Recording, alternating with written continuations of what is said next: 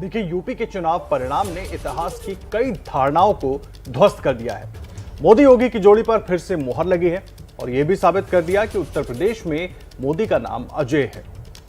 ये ढोल नगाड़े ऐलान करते हैं कि यूपी में मोदी का जादू कायम है। ये जश्न 37 साल बाद यूपी की राजनीति में नया अध्याय लिखे जाने की है।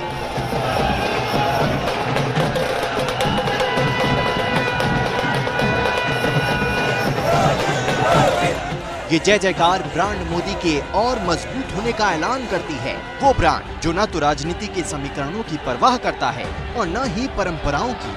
तभी तो यूपी में एंट्री करने के बाद से अब तक मोदी अजय बने हुए हैं और वो खुद भी इसका जिक्र करते हैं। और चुनावी दुनिया में आने के बाद जिस तरह यूपी ने मुझे अपना लिया, मां गंगा ने मुझ पर जिस प्रकार से स्नेह वर्षा की, आप लोगों ने मुझे गले लगाया, इससे बड़ा जीवन में कोई सौभाग्य नहीं होता है। मोदी को यूपी की राजनीति में कदम रखे हुए 8 साल बीत चुके हैं और चुनावी नतीजे यही कहते हैं कि उनका जादू बरकरार है। मोदी ने यूपी में सियासी कुरुक्षेत्र में एंट्री 2014 के लोकसभा चुनाव से की और इसमें एनडीए 80 में से 73 सीटें जीती। फिर 2017 के विधानसभा चुनाव में मोदी के मैजिक ने 403 सीटों वाली विधानसभा में 325 सीटों पर कमल खिला दिया। 2019 के लोकसभा चुनाव में ब्रांड मोदी ने 64 सीटें अपने खाते में की और इस तरह मोदी ने यूपी में जीत का चौका लगा दिया।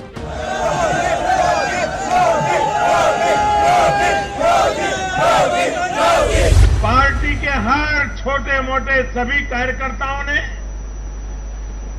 उनके अथक परिश्रम से आज एनडीए के लिए जीत का चौका लगाया है।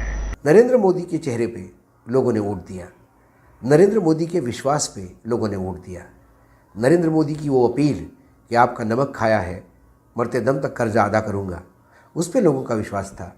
क्योंकि लोगों को लगा जब जब संकट आया, चाहे देश पे हो या उन पे, मोदी जी खड़े रहे। यूपी में इस बार बीजेपी की राहें आसान नहीं मानी जा रही थीं, लेकिन ब्रांड मोदी ने यूपी में बीजेपी के सारे संकट हर लिए।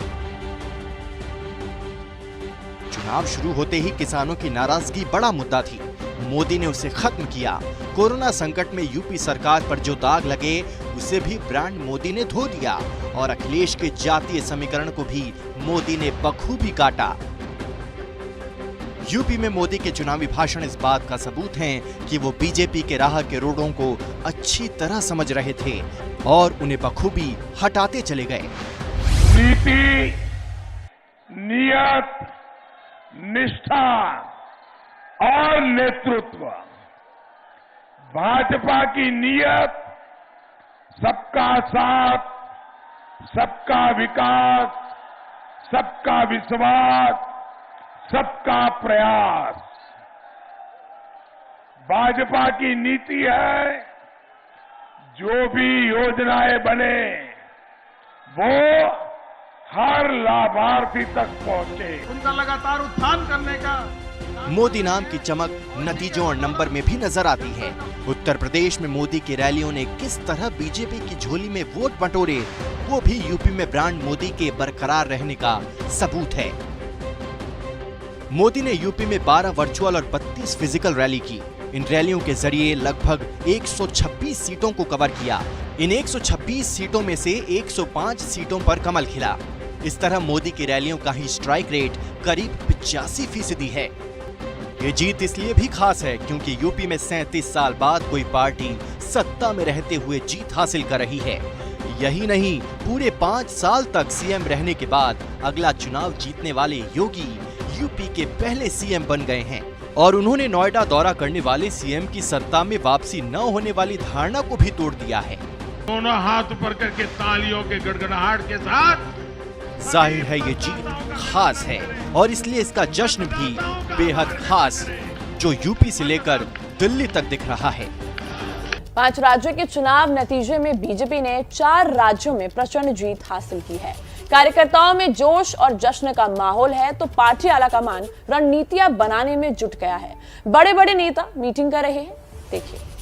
मोदी मोदी मोदी मोदी मोदी नरेंद्र मोदी नरेंद्र मोदी नरेंद्र मोदी नरेंद्र मोदी। स्पष्ट जनादेश के साथ 4 राज्यों का चुनाव जीतने वाली बीजेपी अब उन राज्यों में सरकार बनाने के काम में जुट गई है और इसके लिए दिल्ली में बैठकों का दौर चल रहा है। दिल्ली के बीजेपी ऑफिस में प्रधानमंत्री के भाषण के बाद कल रात पार्टी के संसदीय बोर्ड की अहम बैठक हुई, जिसमें खुद पीएम मोदी, अध्यक्ष जेपी नड्डा के साथ अमित शाह, राजनाथ सिंह, नितिन गडकरी और संगठन मंत्री बीएल संतोष मौजूद थे, जहां पीएम मोदी का अभिनंदन किया गया और जीतने वाले 4 राज्यों के लिए पर्यवेक्षक भेजने का फैसला किया गया। हालांकि पर्यवेक्षकों के नामों का खुलासा नहीं किया गया है। संसदीय बोर्ड की बैठक के फौरन बाद गृह मंत्री अमित शाह के घर एक बैठक हुई, जिसमें अमित शाह के साथ जेपी नड्डा, बीएल संतोष और यूपी में पार्टी के प्रभारी धर्मेंद्र प्रधान शामिल हुए। तो बैठकों का ये सिलसिला आज भी जारी रहने की खबर है। जब हम भ्रष्टाचार और बेईमानी से लड़ रहे थे, तब ये लोग भारतीय जनता पार्टी के खिलाफ साजिश रचने का कार्य कर रहे थे, सरकार के खिलाफ साजिश रचने का कार्य कर रहे थे। और आज जनता जनार्दन ने अपने जनादेश के माध्यम से उन सबको एक बार फिर से सबक सिखा करके उनकी बोलती बंद करने का काम किया है। लखनऊ विजय के बाद योगी आदित्यनाथ आज दिल्ली पहुंचेंगे, तो चुनाव नतीजों को लेकर दिल्ली में यूपी बीजेपी की बैठक होगी, जिसमें सीएम योगी, प्रदेश अध्यक्ष स्वतंत्र देव सिंह और संगठन मंत्री सुनील बंसल हिस्सा लेंगे। यूपी बीजेपी के मंथन में शायद सिराथू सीट की भी समीक्षा की जाए, जहां से डिप्टी सीएम केशव मौर्य चुनाव हार गए हैं। केशव प्रसाद मौर्य ने देर रात ट्वीट कर अपनी हार स्वीकार कर ली है। सिराथू विधानसभा क्षेत्र की जनता के फैसले को विनम्रता पूर्वक स्वीकार करता हूं। एक एक कार्यकर्ता के परिश्रम के लिए आभारी हूं। जिन मतदाताओं ने वोट रूपी आशीर्वाद दिया, उनके प्रति कृतज्ञता ज्ञापित करता हूं। बीजेपी को 4 राज्यों में सरकार बनानी है और सीएम का चुनाव करना है। उत्तर प्रदेश में तो सीएम के चेहरे पर कोई कंफ्यूजन नहीं है। गोवा में भी सीएम प्रमोद सावंत ने कड़े मुकाबले में किसी तरह अपनी सीट बचा ली है। गोवा के लिए चुनाव प्रभारी देवेंद्र फडणवीस ने कहा कि सरकार बनाने का दावा पेश करने का फैसला शुक्रवार को पार्टी विधायक दल के बैठक के बाद लिया जाएगा। केंद्रीय निरीक्षक तैयार करेंगे जो हर राज्य में जाएंगे, 4 राज्यों में, वहां पर सबसे बात करके और उसके बाद जो कोई निर्णय होगा वो निर्णय आपके सामने लाएंगे। तो मुझे ऐसा लगता है कि इसका अधिकार मुझे भी नहीं है, अधिकार केवल उनका है। और ऐसी कोई कश्मकश या कोई दुविधा की परिस्थिति बीजेपी में नहीं है। हम अच्छे से चुनाव लड़े, प्रमोद सावंत हमारे मुख्यमंत्री थे, उनके नेतृत्व में लड़े। तो मुझे ऐसा लगता है कि भारतीय जनता पार्टी में कोई खींचतान इसके ऊपर नहीं। ये तो उत्तर प्रदेश और गोवा की बात हुई, लेकिन बीजेपी के लिए सबसे बड़ी सिरदर्दी उत्तराखंड में होने वाली है, जहां खुद सीएम धामी चुनाव हार गए हैं और 1 साल के भीतर पार्टी को सीएम का चौथा चेहरा चुनना होगा। सीएम पुष्कर सिंह धामी आज इस्तीफा दे सकते हैं।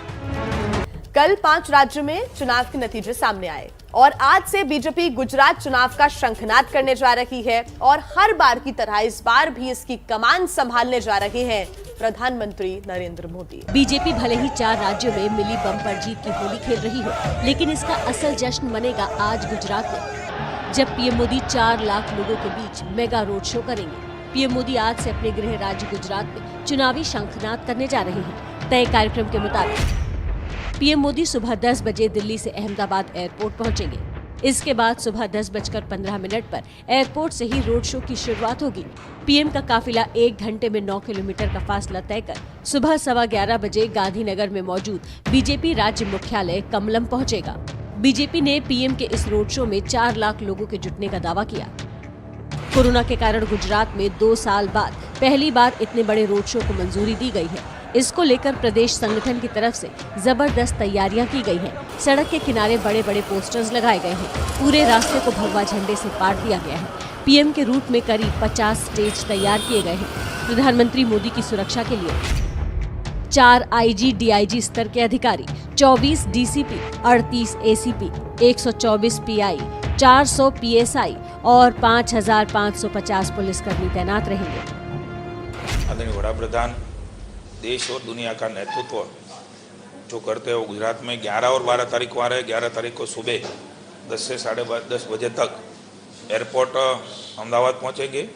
एयरपोर्ट से कमलम तक आदरणीय नरेंद्र भाई की आगता स्वागता के लिए पूरी जनता जनार्दन भारतीय जनता पार्टी के कार्यकर्ता रोड शो और स्वागत का कार्यक्रम उसका होगा।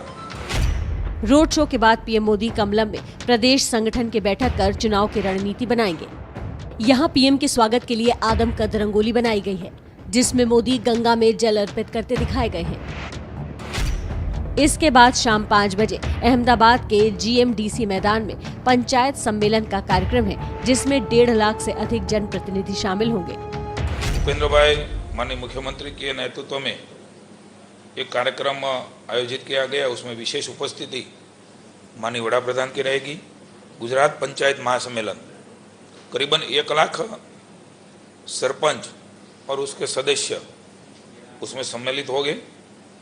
52% महिला जो स्थानिक स्वराज्य में चुनी गई है वो उसमें उपस्थित रहने वाली है। गुजरात दौरे के दूसरे दिन यानी 12 मार्च को पीएम मोदी रक्षा शक्ति यूनिवर्सिटी में छात्रों को संबोधित करेंगे और गुजरात सरकार के खेल महाकुंभ की शुरुआत करेंगे। लेकिन इन तमाम कार्यक्रमों का मकसद सिर्फ एक है और वो है 4 राज्यों में उठे जीत के ज्वार को गुजरात तक ले जाना, क्योंकि गुजरात में इसी साल विधानसभा चुनाव होने हैं। मैं मानता हूं इस बार भी ये ज्ञानी जरूर कहने की हिम्मत करेंगे कि 2022 के नतीजों ने 2024 के नतीजे तय कर दिए हैं। गुजरात में पिछले 27 साल से बीजेपी की सरकार है। पिछले चुनाव में यहां पार्टी को कांग्रेस से कड़ी टक्कर मिली थी, लेकिन इस बार मोदी कांग्रेस को कोई मौका नहीं देना चाहते। इसलिए 5 राज्यों में चुनाव खत्म होते ही मिशन गुजरात में जुट गए हैं। देखिए, 4 राज्यों में जीत का चौका लगाने के बाद पीएम मोदी ने कई बड़ी बातें कही हैं। पीएम ने बताया है कि क्यों जनता को बीजेपी पर भरोसा है, कैसे बीजेपी की योजनाओं से गरीबों को फायदा हो रहा है। आपको बताते हैं पीएम मोदी के भाषण की तमाम बड़ी बातें। 2022 ने 2024 की तस्वीर दिखा दी है, ये बहुत अहम बात उन्होंने अपने भाषण के दौरान कही। जाति का मान देश को जोड़ने के लिए हो, परिवारवादी राजनीति का अंत होना तय है। यूपी के प्यार ने मुझे भी यूपी वाला बना दिया है। हमारी नीतियां जमीन से जुड़ी हुई हैं। हमने भ्रष्टाचार का इकोसिस्टम खत्म किया है। जाति संप्रदाय को बदनाम करने वालों से दूर रहें। यूपी में जाति की राजनीति को नकार दिया गया। यूपी में लोगों ने विकास की राजनीति को चुना है।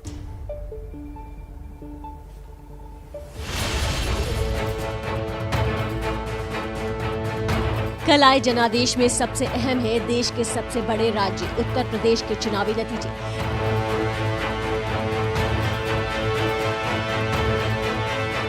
जिसे 2024 का सेमीफाइनल भी कहा जा रहा था।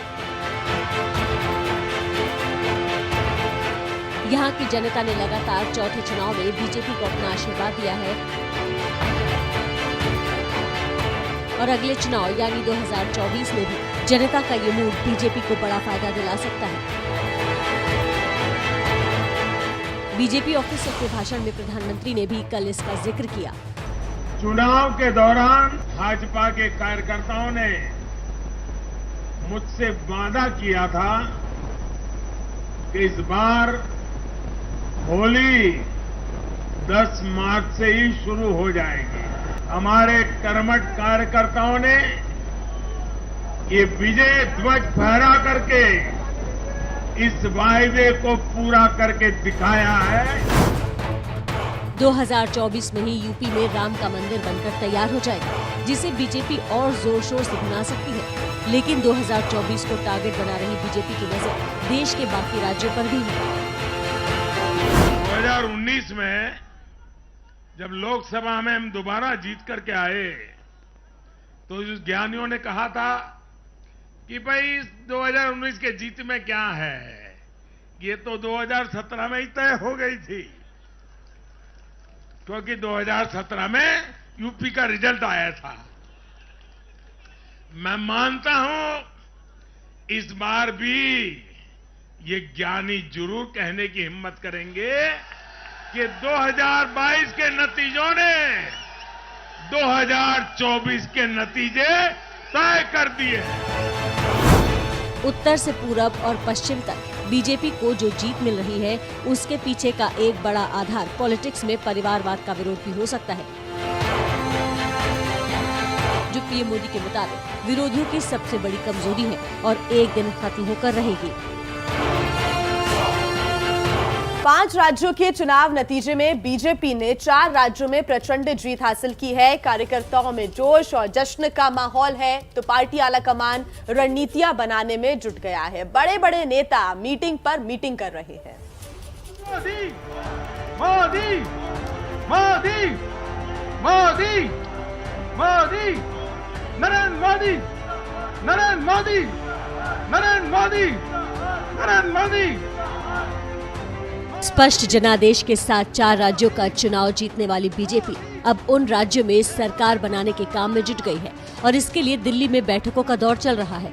दिल्ली के बीजेपी ऑफिस में प्रधानमंत्री के भाषण के बाद कल रात पार्टी के संसदीय बोर्ड की अहम बैठक हुई, जिसमें खुद पीएम मोदी, अध्यक्ष जेपी नड्डा के साथ अमित शाह, राजनाथ सिंह, नितिन गडकरी और संगठन मंत्री बीएल संतोष मौजूद थे, जहां पीएम मोदी का अभिनंदन किया गया और जीतने वाले 4 राज्यों के लिए पर्यवेक्षक भेजने का फैसला किया गया।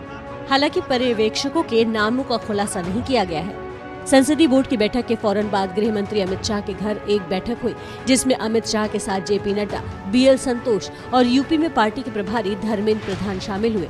तो बैठकों का ये सिलसिला आज भी जारी रहने की खबर है। जब हम भ्रष्टाचार और बेईमानी से लड़ रहे थे, तब ये लोग भारतीय जनता पार्टी के खिलाफ साजिश रचने का कार्य कर रहे थे, सरकार के खिलाफ साजिश रचने का कार्य कर रहे थे। और आज जनता जनार्दन ने अपने जनादेश के माध्यम से उन सबको एक बार फिर से सबक सिखा करके उनकी बोलती बंद करने का काम किया है। लखनऊ विजय के बाद योगी आदित्यनाथ आज दिल्ली पहुंचेंगे, तो चुनाव नतीजों को लेकर दिल्ली में यूपी बीजेपी की बैठक होगी, जिसमें सीएम योगी, प्रदेश अध्यक्ष स्वतंत्र देव सिंह और संगठन मंत्री सुनील बंसल हिस्सा लेंगे। यूपी बीजेपी के मंथन में शायद सिराथू सीट की भी समीक्षा की जाए, जहां से डिप्टी सीएम केशव मौर्य चुनाव हार गए हैं।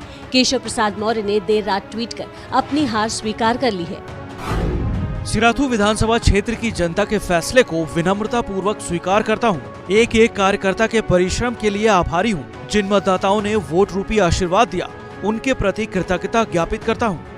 बीजेपी को 4 राज्यों में सरकार बनानी है और सीएम का चुनाव करना है। उत्तर प्रदेश में तो सीएम के चेहरे पर कोई कंफ्यूजन नहीं है। गोवा में भी सीएम प्रमोद सावंत ने कड़े मुकाबले में किसी तरह अपनी सीट बचा ली है। गोवा के लिए चुनाव प्रभारी देवेंद्र फडणवीस ने कहा कि सरकार बनाने का दावा पेश करने का फैसला शुक्रवार को पार्टी विधायक दल की बैठक के बाद लिया जाएगा। केंद्रीय निरीक्षक तैयार करेंगे जो हर राज्य में जाएंगे, 4 राज्यों में, वहाँ पर सबसे बात करके और उसके बाद जो कोई निर्णय होगा वो निर्णय वो आपके सामने लाएंगे। तो मुझे ऐसा लगता है कि इसका अधिकार मुझे भी नहीं है, अधिकार केवल उनका है। और ऐसी कोई कश्मकश या कोई दुविधा की परिस्थिति बीजेपी में नहीं है। हम अच्छे से चुनाव लड़े, प्रमोद सावंत हमारे मुख्यमंत्री थे, उनके नेतृत्व में लड़े।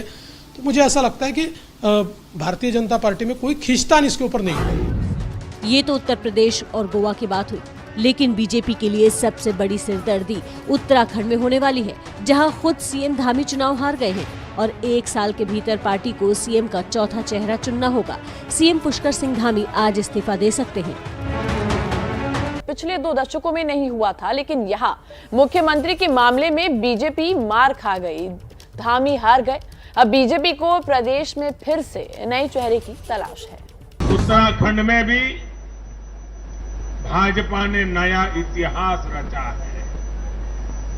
राज्य में पहली बार कोई पार्टी लगातार दूसरी बार सत्ता में आई है।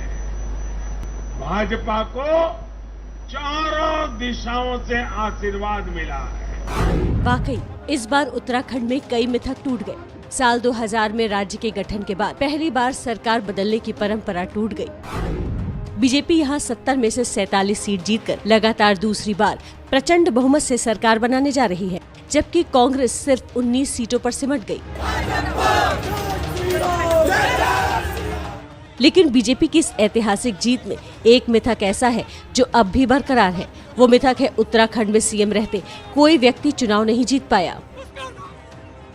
8 महीने पहले तीरथ सिंह रावत को सीएम पद से हटाकर बीजेपी ने जिस शख्स को राज्य में अपना चेहरा बनाया था वही चुनाव हार गए। मौजूदा मुख्यमंत्री पुष्कर सिंह धामी को खटीमा विधानसभा सीट पर करारी शिकस्त का सामना करना पड़ा। अब सवाल ये है कि उत्तराखंड का अगला मुख्यमंत्री कौन होगा। सर क्या कहेंगे अभी सर इस बार की जो है सूत्रों की माने तो उत्तराखंड में सीएम की रेस में धन सिंह रावत, सतपाल महाराज और त्रिवेंद्र सिंह रावत सबसे आगे हैं। मसूरी से विधायक गणेश जोशी भी अपनी दावेदारी को आगे बढ़ा रहे हैं।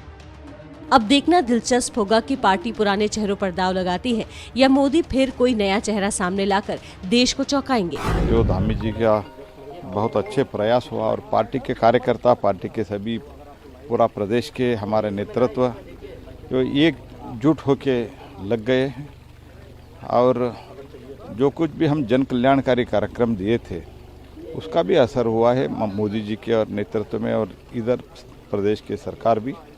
तो इसलिए ये एक्सपेक्टेड रिजल्ट आया है। मैं जनता को और कार्यकर्ताओं को धन्यवाद देता हूँ। देखिए, जिसको जिम्मेदारी देती है पार्टी, हमारा नेतृत्व, हमारे माननीय विधायकगण वो संभालता है। चर्चा ये भी है कि चुनाव हार चुके सीएम पुष्कर सिंह धामी के लिए चंपावत के विधायक कैलाश गहतोड़ी ने अपनी सीट छोड़ने का ऑफर दिया है, लेकिन क्या हारे हुए उम्मीदवार को बीजेपी फिर से मुख्यमंत्री बनाएगी, ये बड़ा सवाल है। देखिए, 5 राज्यों के चुनाव नतीजों में बीजेपी ने 4-1 से बाजी मारी तो पंजाब में आम आदमी पार्टी ने कमाल कर दिया।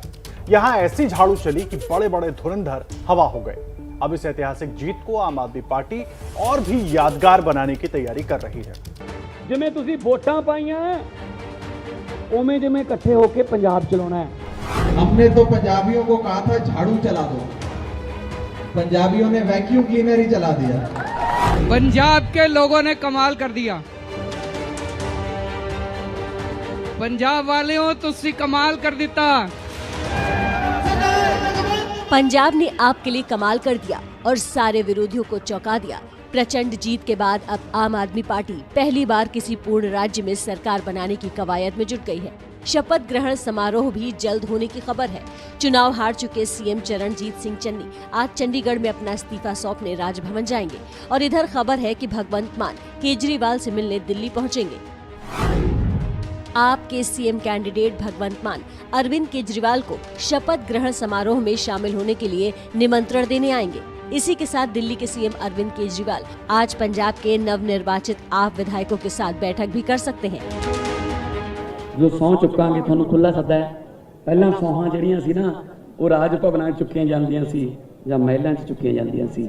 हुण ओह सौहां जड़ियां ने ਉਹ ਸ਼ਹੀਦਾਂ ਦੇ ਪਿੰਡਾਂ 'ਚ ਆ ਗਈਆਂ।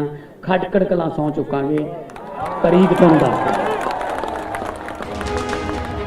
लेकिन इन सबसे पहले आज दोपहर 12:30 बजे अरविंद केजरीवाल पंजाब की जीत पर प्रेस कॉन्फ्रेंस भी करेंगे। पंजाब में आपने 117 में से 90 से ज्यादा सीटों के साथ जो प्रचंड बहुमत हासिल की है वो पंजाब के पूरे इतिहास में किसी एक पार्टी की सबसे बड़ी जीत है। इससे पहले 1992 में कांग्रेस ने 87 सीटें जीती थी, लेकिन 2022 में आपकी ये जीत सिर्फ नंबर के लिहाज से बड़ी नहीं है, बल्कि आपकी सुनामी ने बड़े बड़े धुरंधरों की सियासी हैसियत को धूल में मिला दिया है। मौजूदा सीएम चरणजीत सिंह चन्नी दोनों सीट से चुनाव हार गए। कांग्रेस के प्रदेश अध्यक्ष सिद्धू अपनी सीट से चुनाव हार गए। 2 पूर्व सीएम अमरिंदर सिंह और प्रकाश सिंह बादल चुनाव हारे। अकाली दल के अध्यक्ष सुखबीर सिंह बादल हार गए। ये सभी दिग्गज अपनी पुरानी और पैठ वाली सीटों पर चुनाव हारे हैं और राजनीति में आपके नौसिखवा नेता से हार गए। बड़ी बड़ी कुर्सियां हिल गई हैं आज पंजाब के अंदर। सुखबीर सिंह बादल हार गए, कैप्टन साहब हार गए, चन्नी साहब हार गए, प्रकाश सिंह बादल साहब हार गए, नवजोत सिंह सिद्धू हार गए। आपकी जीत की सुनामी का असर संगरूर से भी समझिए। संगरूर की सुनामी सीट से आपके अमन अरोरा 75,000 वोट से चुनाव जीते और सामने खड़े सभी 11 प्रत्याशियों की जमानत जब्त हो गई। इस जीत ने न सिर्फ आम आदमी पार्टी पर दिल्ली की पार्टी होने का लेवल हटा दिया है, बल्कि ये पहली बार होगा जब किसी क्षेत्रीय पार्टी की 2 राज्यों में सरकार होगी। इस चुनाव में आम आदमी पार्टी सिर्फ दिल्ली और पंजाब में ही नहीं बल्कि गोवा, उत्तराखंड और यूपी में भी काफी सक्रिय नजर आई। इससे पहले आम आदमी पार्टी राजस्थान और मध्य प्रदेश में भी चुनाव लड़ चुकी है। आम आदमी पार्टी की इस प्रचंड जीत पर विरोधियों ने भी उन्हें मुबारकबाद दी है। राहुल गांधी ने ट्वीट कर अपनी हार स्वीकार की और आपको बधाई दी। तो प्रधानमंत्री मोदी ने भी ट्विटर के जरिए आम आदमी पार्टी को जीत की बधाई देते हुए पंजाब के विकास के लिए केंद्र सरकार की ओर से हर संभव मदद का भरोसा भी दिया। लेकिन बीजेपी के ही गिरिराज सिंह ने ट्विटर के जरिए केजरीवाल को ये एहसास भी दिलाया कि उनके सामने जीत के साथ बड़ी चुनौतियां भी आई हैं। पंजाब में जीत के साथ केजरीवाल की पार्टी पहली ऐसी क्षेत्रीय पार्टी बन गई है जिसकी सरकार 2 राज्यों में है। दरअसल आम आदमी पार्टी की ये जीत कई मायनों में खास है और भविष्य की सियासत पर इसका क्या असर होगा, ये समझिए हमारी इस खास रिपोर्ट में। कांग्रेस अध्यक्षा श्रीमती सोनिया गांधी जी ने ये भी निर्णय लिया है कि वो बहुत जल्द कांग्रेस कार्य समिति की बैठक बुलाकर इन सारे हार के कारणों और 5 राज्यों के चुनाव पर एक व्यापक अंतर्मंथन कांग्रेस कार्य समिति करेगी। चुनाव दर चुनाव मिलती हार और हर हार के बाद मंथन की बात करती कांग्रेस के हाथ से पंजाब भी निकल गया। या फिर यूं कहिए कि कांग्रेस ने पंजाब को थाली में सजाकर आम आदमी पार्टी को दे दिया। आपको पता है कि चरणजीत चन्नी जी को आज किसने हराया है? भदौर से लाभ सिंह उगोके। कौन है ये लाभ सिंह उगोके? मोबाइल रिपेयर करने वाली दुकान में नौकरी करता है। उनकी माताजी एक सरकारी स्कूल के अंदर सफाई कर्मचारी का काम करते हैं। उनके पिताजी खेतों में मजदूरी करते हैं। मैं चरणजीत सिंह चन्नी ईश्वर की सौं चुकता हाँ कि मैं कानून द्वारा स्थापित। पंजाब में चुनाव के ठीक 5 महीने पहले चरणजीत सिंह चन्नी को मुख्यमंत्री पद की शपथ दिलाई गई। कांग्रेस को ये फैसला इसलिए करना पड़ा क्योंकि राज्य के मुख्यमंत्री कैप्टन अमरिंदर सिंह और राज्य में पार्टी की कमान संभाल रहे नवजोत सिंह सिद्धू के बीच 36 का आंकड़ा था। इस लड़ाई में कैप्टन की विदाई हुई पर सिद्धू नई मांगे लेकर खड़े हो गए और कांग्रेस की इसी कलह को भांपते हुए आम आदमी पार्टी पूरी ताकत से पंजाब के मैदान में कूद गई। इस बार 3.5 करोड़ पंजाबी इकट्ठे हो जाओ और इस बार इस पूरे सिस्टम को हराना है। इन पूरी सारी पार्टियों को, ये पूरा जो सिस्टम है अकाली दल का, कांग्रेस का, बीजेपी का, ये पूरा का पूरा सिस्टम इस बार अपने को हराना है।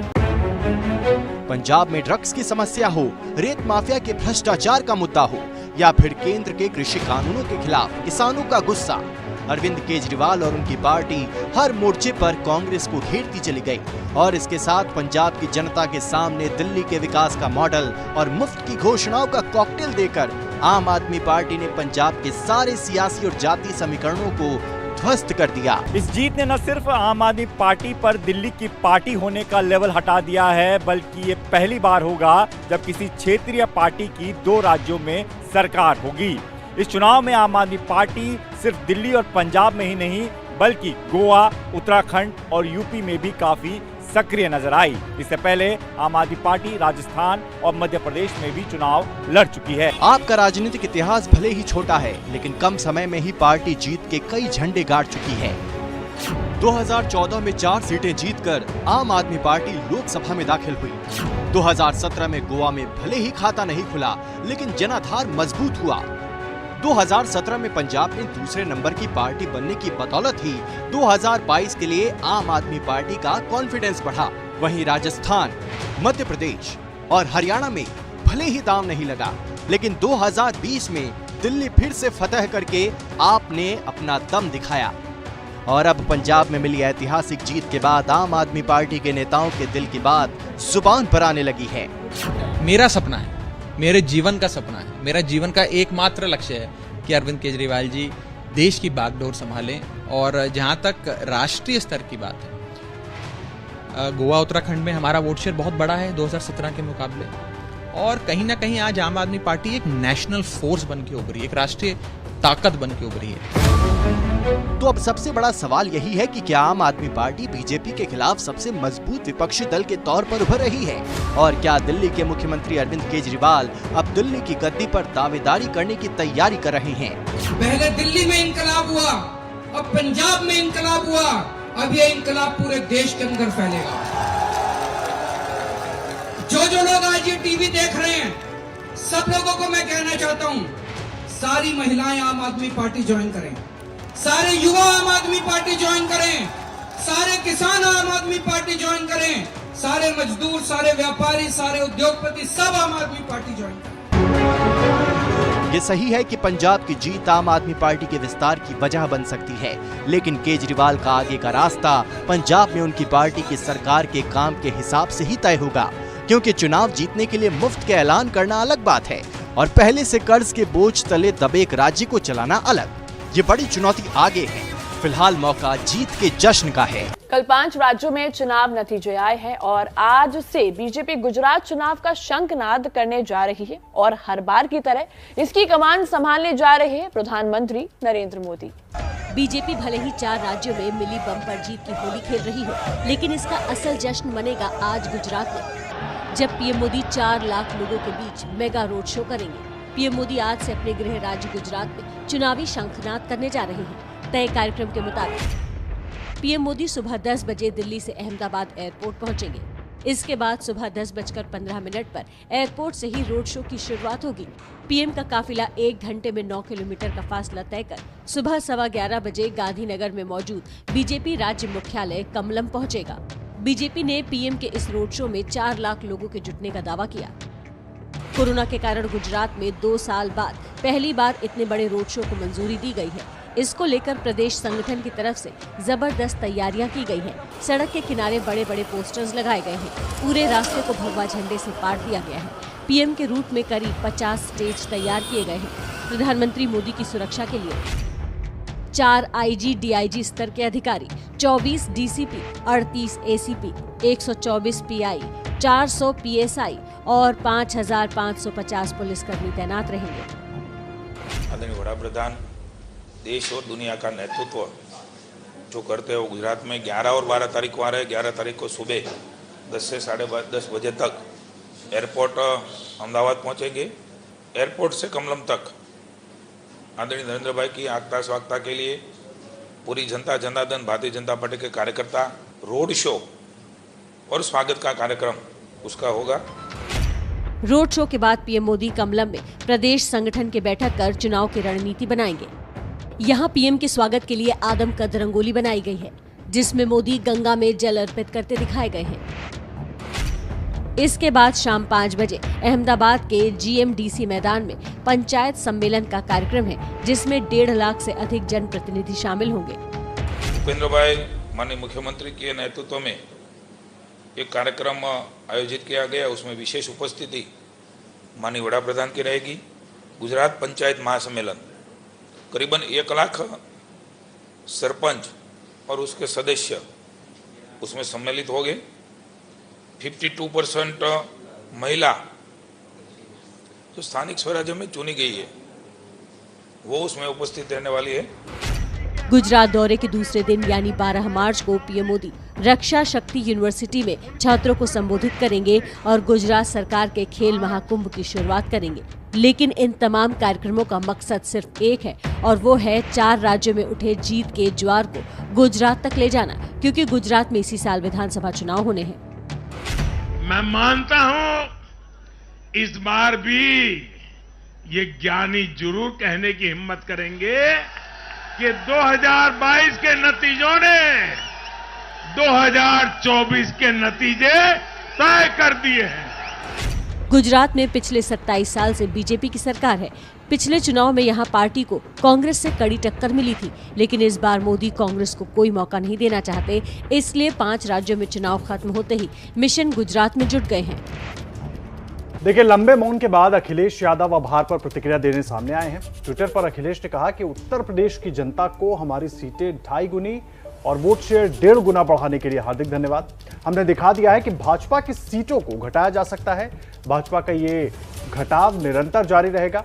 आधे से ज्यादा भ्रम और छलावा दूर हो गया है, बाकी कुछ दिनों में हो जाएगा। कल जैसे ही नतीजे आना शुरू हुए और जैसे ही नतीजे भाजपा के पक्ष में गए, उसके बाद से इंतजार हो रहा था कि अखिलेश यादव जरूर प्रतिक्रिया देंगे अपनी, जिस तरह से मतदान हुए और जो नतीजे आए हैं। लेकिन अब जाकर, अब से कुछ देर पहले उन्होंने ये ट्वीट किया और उसमें उन्होंने लिखा है और प्रतिक्रिया देते हुए लिखा है कि जिस तरीके से उत्तर प्रदेश की जनता को हमारी 2.5 गुना सीटें बढ़ी हैं और वोट शेयर बढ़ाने के लिए धन्यवाद उन्होंने लिखा है।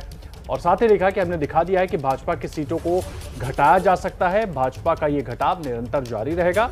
आधे से ज्यादा भ्रम और छलावा दूर हो गया है, बाकी कुछ दिनों में हो जाएगा।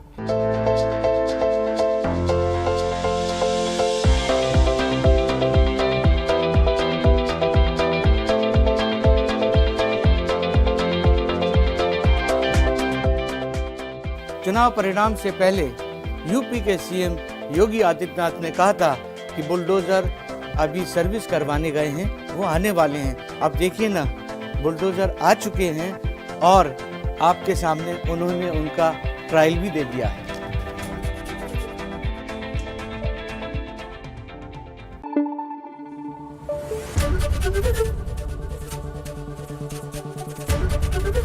एबीपी न्यूज आपको रखे आगे।